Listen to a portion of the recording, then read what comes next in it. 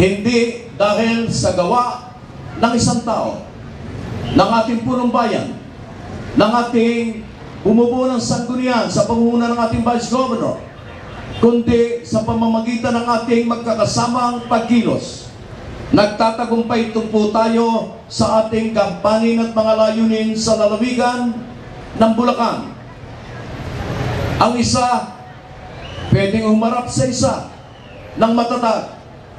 Subalit, ang dalawa, ang tatlo, na iyong pinag-ipit-ipit ay mas malakas. Ang sama-samang pagkilos, malayo ang ating mararating. Nagpapasalamat tayo po sa ating Panginoon sa mga tinatanggap natin biyaya, mga pagsubok sa nagdaan, maging sa kasalukuyan.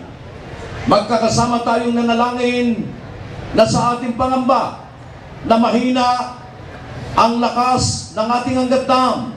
Ngayong buwan ng Marso, meron tayong dapat ipasalamat sapagkat sinisimulan na ng K-Water, 60% ng San Miguel Corporation, ang strengthening, ang pagpapatatag ng ating hanggaddam.